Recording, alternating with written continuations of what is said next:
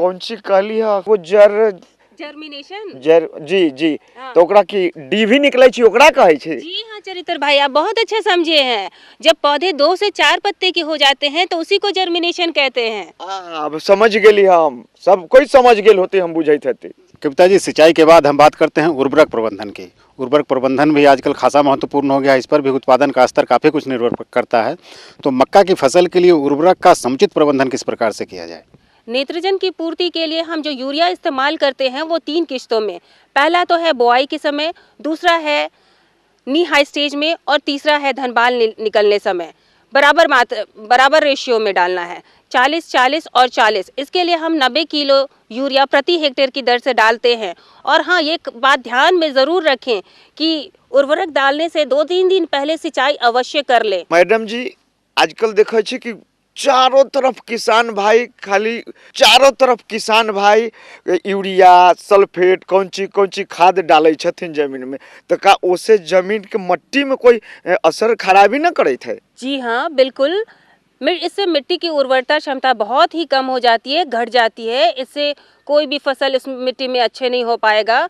तो इसके निदान के लिए हम सबसे अच्छा कर सकते हैं वर्मी कंपोस्ट का इस्तेमाल।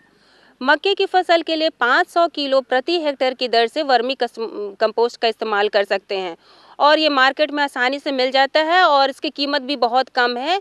तो किसान भाई, अभी आप जानकारी ले रहे थे कि मक्का फसल में हम उर्वरकों का सही प्रबंधन किस प्रकार से करेंगे और सिंचाई की क्या व्यवस्था होनी चाहिए।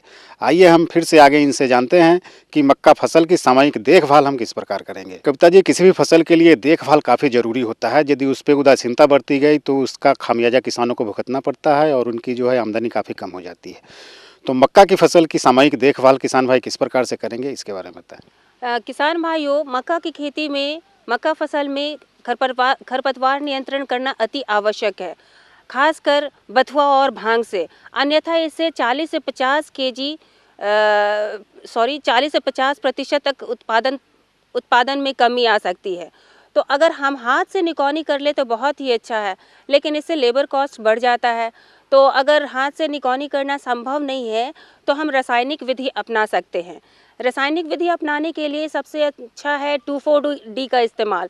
2,4-D हम 200 ग्राम लेकर के इसे 800 से 900 लीटर पानी में घोल बना लें और सिंचाई के 2-3 दिनों बाद वीड स्पेस का स्प्रेइंग कर दें। दूसरा रसायन है पेंडिमिथालिन। इसका 1 लीटर लेकर के 800 से 900 लीटर पानी में घोल बना लें और उसे प्रति एकड़ की दर से छिड़काव करें। मैडम जी, अपने कहली कि घोल बना के छिड़काव करे के लिए, तो का जब खरपतवार पर नियंत्रण हो सके छै तो का पौधा पर कुछ ओकर असर न पड़तै? जी हाँ चरित्र भाई, पौधे पे तो असर होगा, इसलिए मैंने पहले बताया आपको। अगर हाथ से निकौनी हो जाए तो बहुत अच्छा है। ये समझ में आ गई, बहुत अच्छा लगल। सबसे वो पहला विधि की हाथे से निकौनी केरौनी कर ले, ये बहुत अच्छा लगल। कविता जी, ये तो रहे खरपतवार नियंत्रण की बात।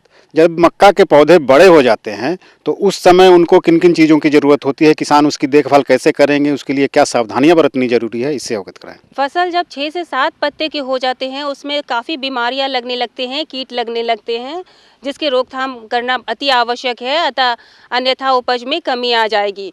तो सबसे पहला जो हम लोग देखते हैं कि वो तना छेदक कीट नियंत्रण के लिए हम लोग सबसे पहला जो केमिकल इस्तेमाल करते हैं वो कार्बफ्यूरॉन 3G का इस्तेमाल हम लोग 5 से 7 kg प्रति हेक्टेयर की दर से इस्तेमाल करते हैं। इसके लिए जब पौधे 6 से 7 पत्ते के हो जाते हैं तो उसके गाभा में 2 से 3 दाने कार्बफ्यूरॉन 3G के डाल देते हैं। दूसरी बीमारी कीट नियंत्रण है, दूसरा रोग है स्टॉक रॉट की नियंत्रण के लिए डायथेन M45 का इस्तेमाल करें। इसका 2 लीटर लेकर के 800 से 900 लीटर पानी में घोल बना लें और उसे छिड़काव करें पौधों पर। मैडम जी, अपने कहली छिड़काव करे के दवाई के, तो आखिर उ तो कीटनाशक जहरे भेल, तो किसान भाई कौन कौन तरह के कोई सावधानी बरते के पड़ते कि ना छिड़काव के समय, कि है कि नहीं सन? जी हाँ किसान भाइयों, दवाई के छिड़काव के समय बहुत महत्वपूर्ण ध्यान रखने की ये बात है कि उसमें हवा ना चलती हो। अगर हवा चल रही हो तो ये ध्यान रखें कि जिस दिशा में हवा चल रही है उसी दिशा में छिड़काव करें।